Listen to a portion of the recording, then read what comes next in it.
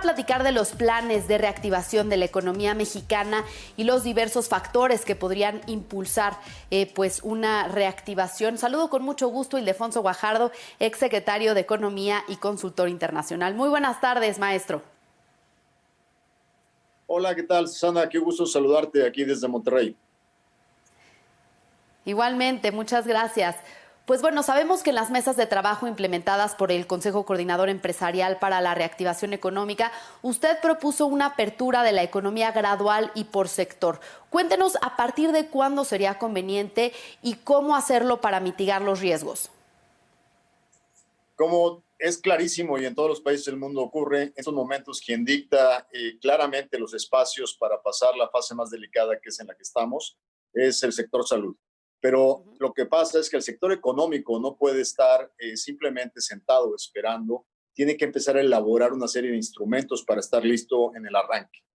Los más importantes tienen que ver con todos los protocolos sanitarios que tienen que ser diseñados sector por sector. Entenderemos, Susana, que no es igual definir un plan de protocolo para quien me cortó el pelo esta mañana en una sala de corte, que tiene que establecer un patrón con sus clientes, una limpieza de los lugares, utilizar una mascarilla apropiada, cambiar de batas para atender al cliente, que lo que es una gran planta automotriz que está conectada en la cadena de valor de América del Norte. No podemos establecer un traje que le ajuste a todos, tenemos que estar preparados. ¿Por qué? Porque todo mundo, sobre todo las pequeñas y medianas empresas en México, que son la mayor parte de los establecimientos, están sin duda, le está faltando oxígeno y tienen que estar listos para arrancar en el momento donde sea responsable arrancar. Pero para que esa responsabilidad sea concreta y creemos las condiciones, también tenemos que aumentar el número de pruebas, tenemos que generar espacios de aislamiento y poder trabajar de una manera responsable con el regreso de las empresas y de los sectores a la actividad productiva. Claro. ¿Cuál cree que deberían de ser los sectores prioritarios? Estamos viendo que el sector automotriz ya está planeando la reapertura de las empresas, por ejemplo. Fundamentalmente tienes dos grandes generadores de empleo que generan cascada, inclusive hasta llegar hasta la economía informal.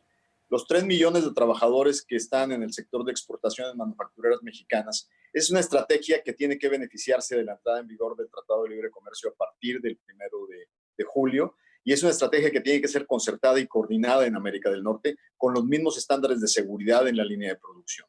Ahí también hay variantes. Por ejemplo, una gran empresa automotriz como Nissan está robotizada desde hace mucho. Antes del COVID no tenían espacios compartidos cada 5 metros porque funciona mucho a nivel robotizado. Sin embargo, si te vas a la construcción de autotransporte de carga, es altamente intensivo de mano de obra y requiere ajustarse a una nueva dinámica de adaptación. Eso, claramente, el sector economía con el sector salud deben definir esas políticas, pero por eso establezco, tiene que ser sector por sector, y hay sectores que la van a tener muy difícil, como el sector turismo y el de transportación aérea, por ejemplo. Claro. Entonces, ¿qué debería de hacer el sector turístico y el sector aéreo, por ejemplo, que pues como usted menciona tienen pues la situación mucho más complicada, el golpe económico es mucho más fuerte?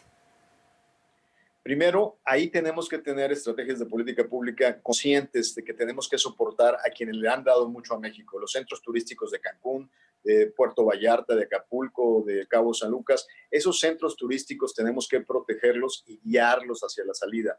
En ese sentido, hoy se requiere una intervención directa y franca para apoyar a los trabajadores y pequeños y medianos empresarios que están en la línea del servicio.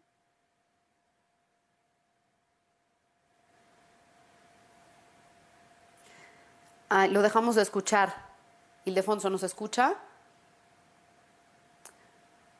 Bueno, retomaremos la comunicación con Ildefonso Guajardo, exsecretario de Economía, quien nos está platicando de los planes de reactivación económica que se deberían pues, de seguir, algunas recomendaciones que se deberían de seguir ante esta crisis ocasionada por el COVID.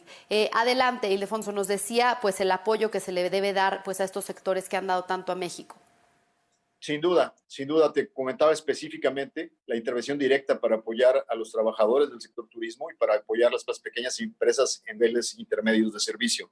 Pero adicionalmente, claramente hay marcas en el turismo que deben de protegerse y lo están haciendo los empresarios. Hay un grupo muy importante en México que ya garantizó el empleo de sus 18,000 trabajadores y que va a utilizar el tiempo para mejorar su producto y seguirse posicionando. Ellos tienen clientes en su 85% en los mercados internacionales. Y esos no van a llegar al final del año, no van a llegar al principio del 2021. Si bien nos va y planeamos bien la recuperación, vamos a estarnos recuperando a mediados del próximo año o hacia fines en este sector tan estratégico para México. Precisamente hablando de política pública, pues los empresarios han mencionado mucho la política contracíclica, pero ayer el secretario de Hacienda, Arturo Herrera, decía que hay poco margen de maniobra. ¿Qué opina al respecto?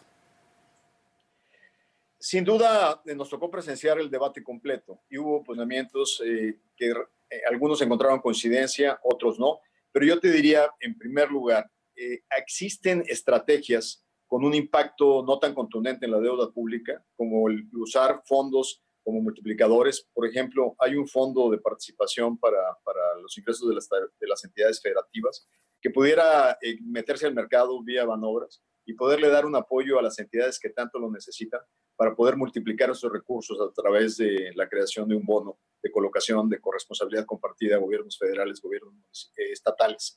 Y en ese sentido yo creo que pueden ser instrumentos que nos pueden ayudar en diferentes frentes. Adicionalmente, en la visión macro que se debatió ayer, sin duda hay el riesgo de no sobreendeudar al país para no perder la estabilidad macroeconómica, pero hay el margen, debido a la responsabilidad fiscal con la que se ha manejado el país, para poder tener cierta flexibilidad.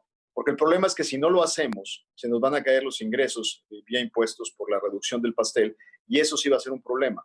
Porque si bien entiendo, y sin duda aplaudo, el que sea primero los pobres también reciben dinero del pastel económico que se genera por los 3 millones de empleos que genera el sector exportador. También genera empleos y derivados de lo que hacemos en el sector energético. Por lo tanto, no se pueden hacer rescates aislados porque todos estamos en el mismo barco.